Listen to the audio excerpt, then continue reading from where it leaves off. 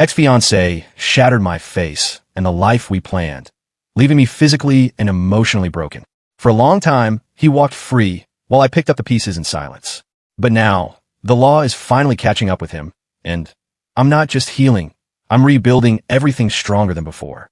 My fiancé punched me in the face so hard they're not sure if I'll lose my eye. I've already had surgery, and right now I'm staying at my dad's house with our 2-year-old daughter.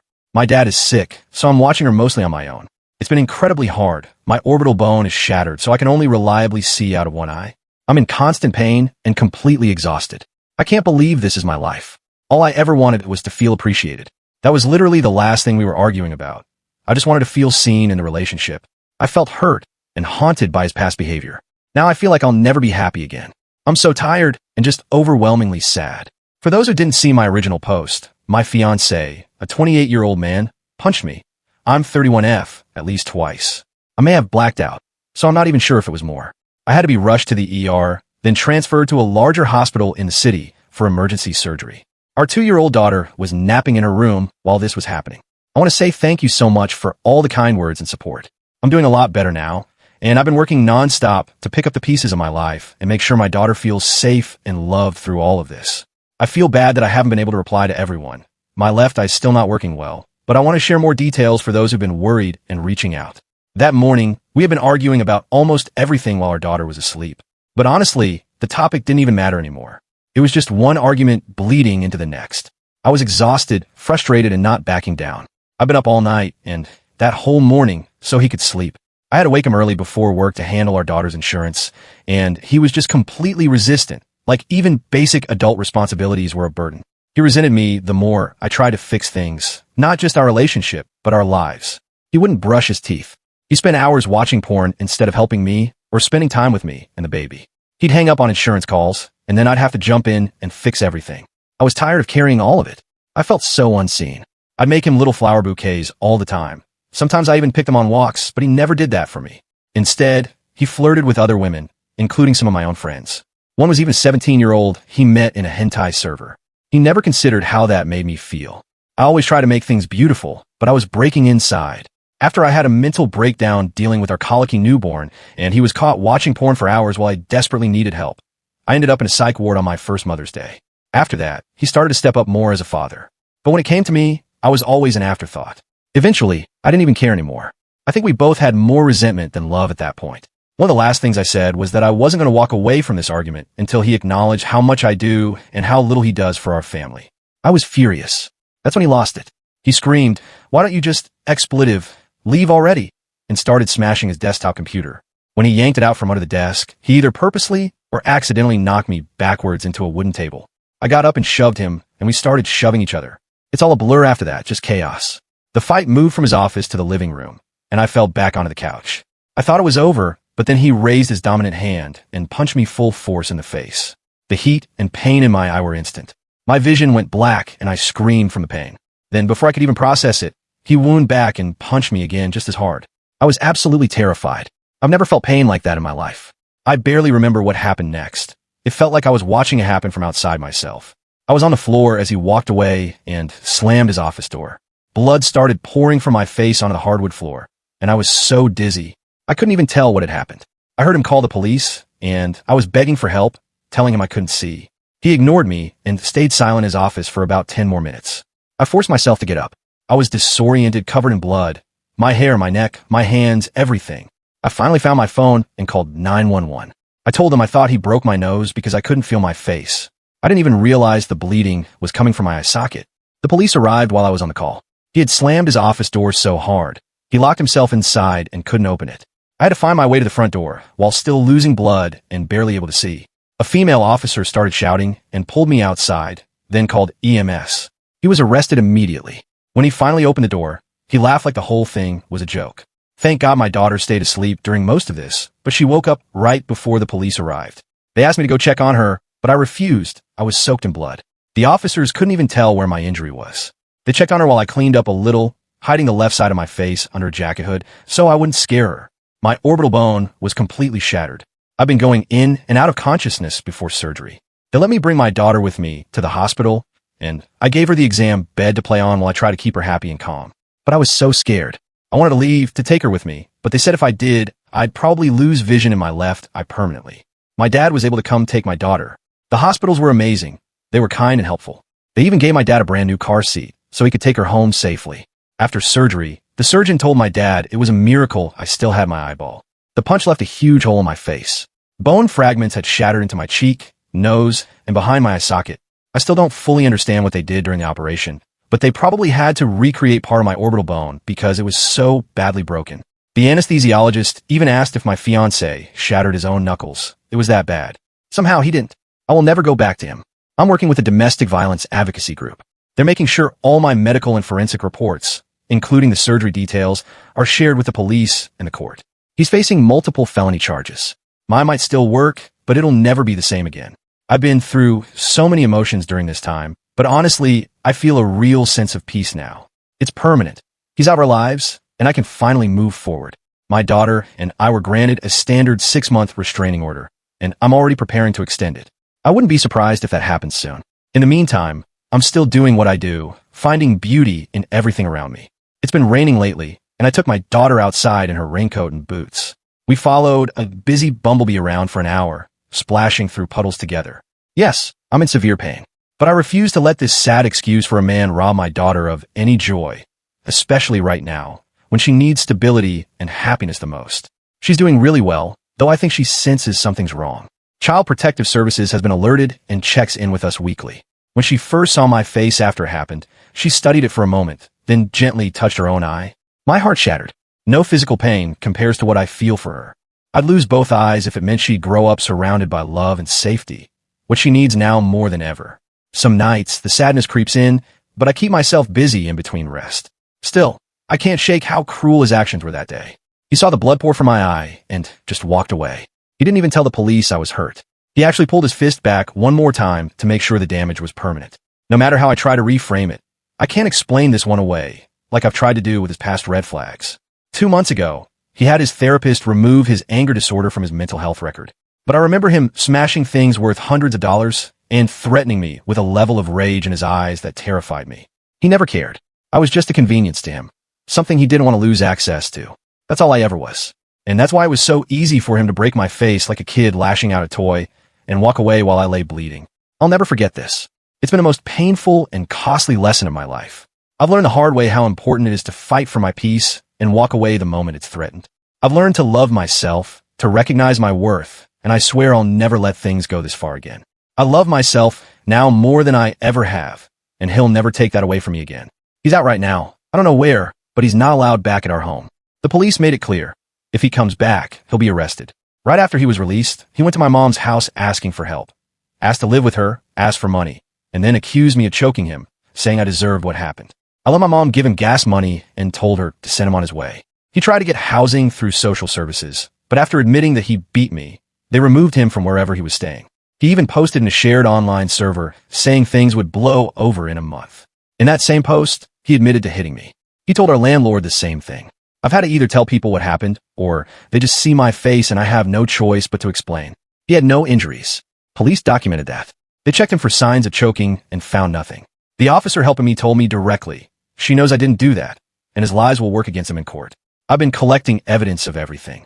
The custody battle ahead won't be easy. Yes, I did punch him once. I gave him a cut on his lip the day I was sent to the psych ward and missed Mother's Day.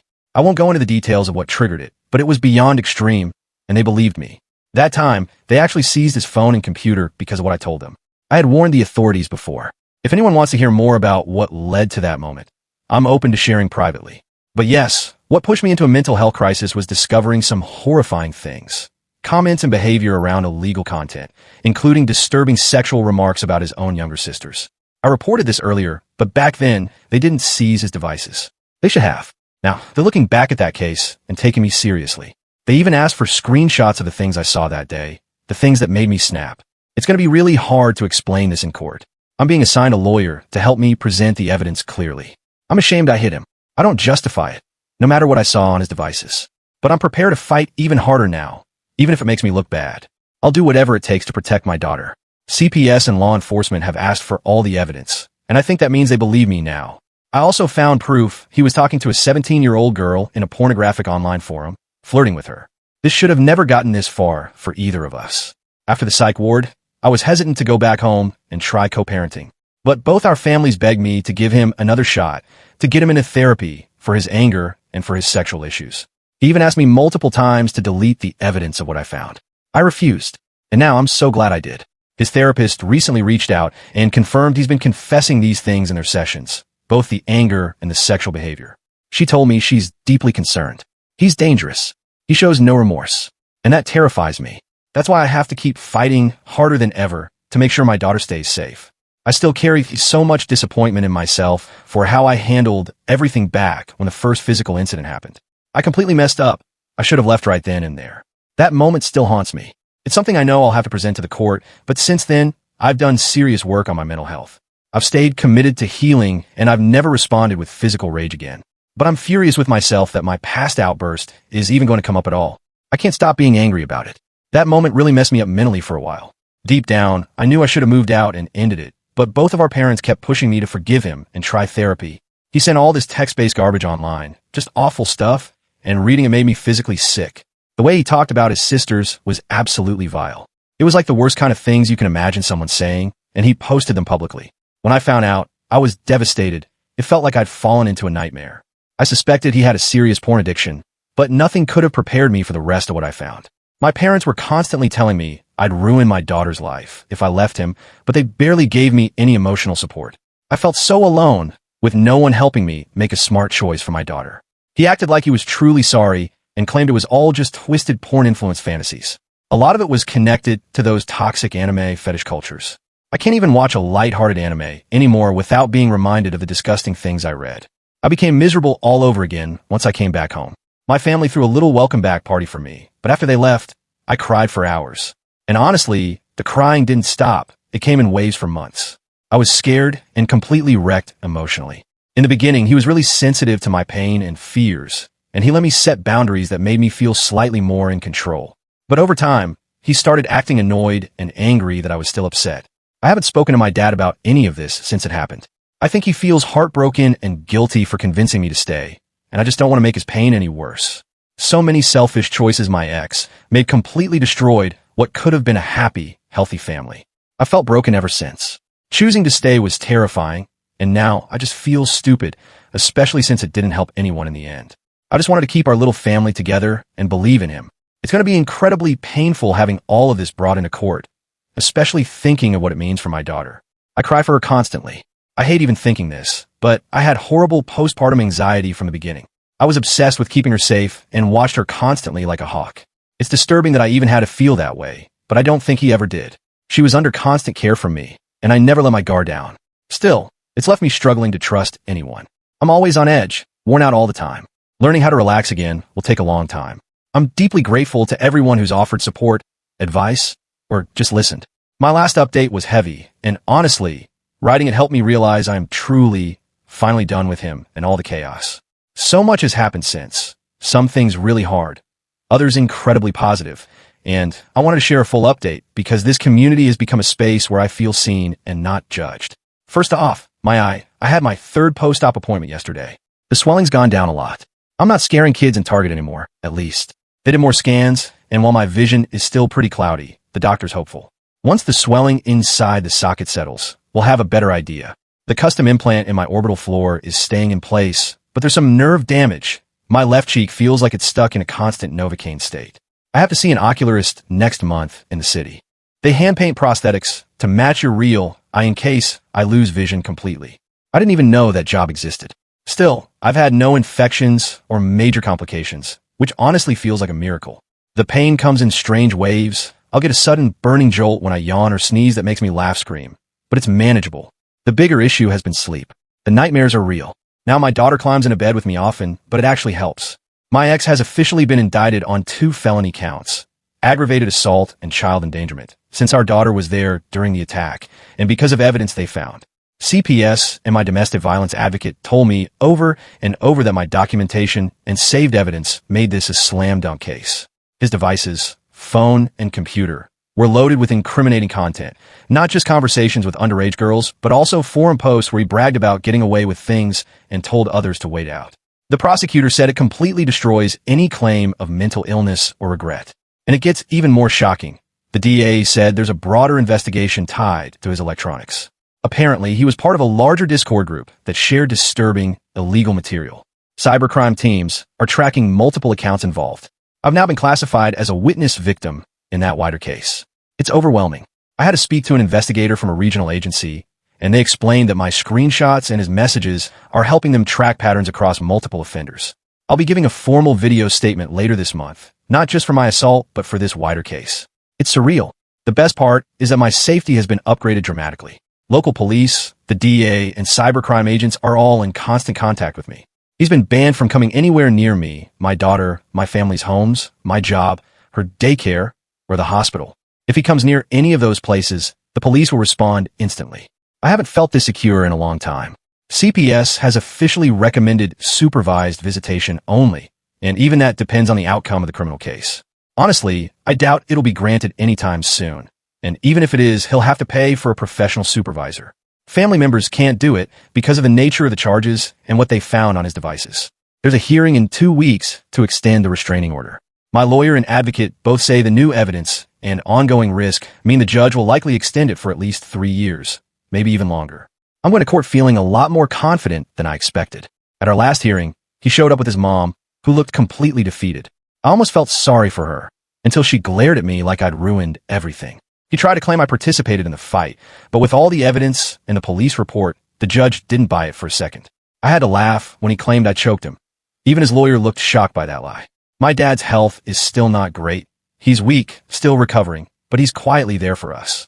My mom, who I've had a rocky relationship with, has done a complete 180. She apologized for not believing me about my ex and is furious that he used her for help when he got out of jail. She now comes over a few times a week. She's not allowed to contact him directly, and she respects that.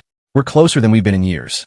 She's even been watching documentaries about post-traumatic growth and talking to her friends about women's support resources. It's not perfect, but seeing her try means a lot. My daughter is my entire world. She's thriving, hasn't regressed, says new words every day, and every morning she asks, "Did the sun come up for Mama?" She brings me pretend ice packs and her little IKEA veggie toys for our tea parties. She knows something is different. Sometimes she gently hugs my face and touches my scars. She just says, "Boo-boo," and I nod. Then she tells me, "It'll be all better, Mama." And honestly, those words heal me more than any prescription has. I recently started trauma therapy with an incredible woman who specializes in domestic violence. She's strong, direct, and compassionate. Exactly the kind of tough love mom friend I needed. She's helping me work through the shame from that first incident and rewrite the narrative so I can testify without being paralyzed by guilt. We're working on radical acceptance. And for the first time, I actually understand what it means to stop carrying your entire past with you. I joined a support group for domestic violence survivors. I was so nervous at first, but it turns out everyone there truly understands the little things like constantly checking the locks at night or suddenly feeling sick when you smell someone's cologne. Last week, I shared my full story out loud for the first time, and I didn't break down. That felt huge. My landlord, who had adored my ex for years, stopped me in the hallway and apologized for ever believing him. He's repainting the building, rekeying the exterior doors, and gave me a private mailbox so no one can mess with my mail while the case is ongoing. A neighbor I barely knew brought over some soup and told me she'd instructed her kids to call 911 immediately if they ever see my ex near the building. No questions asked. The DA's office connected me with a crime victim compensation program. They're covering travel to medical appointments, therapy copays, and even the wages I lost during my week in the hospital. I cried when I found out this kind of help even existed. I got a spot in a grant-funded daycare for single and DV-affected parents, which feels like a miracle. It means I might actually be able to go back to school part-time this fall. The grand jury indictment for the criminal case is coming up in 2 weeks. My lawyer's preparing me to testify, though if the DA agrees, I might be allowed to submit a written statement. His lawyer keeps trying to work out a plea deal, but they've made it clear that nothing moves forward unless he confesses and agrees to permanent protective orders. My therapist and I are making a plan for dealing with trauma anniversaries and managing the anxiety that creeps in as court dates get closer. My daughter and I started repainting her room. She picked out blossom pink and sunny yellow stripes. She went wild with the paint roller. I said yes to grabbing coffee with an old friend who reached out after seeing what I'd been through. My first yes like that in years. I'm not looking to date, but the kindness of friends and women I barely knew has been life-changing. I still have moments of deep sadness, anger over what I lost, and fear over what nearly happened. But I also feel this strange, fierce hope I haven't had in years. I'm not going to let this break me or define my daughter's life. To anyone reading this who feels trapped or scared, it's not too late to start over. You deserve people who believe you, a world that helps, and healing you may not even be able to imagine yet.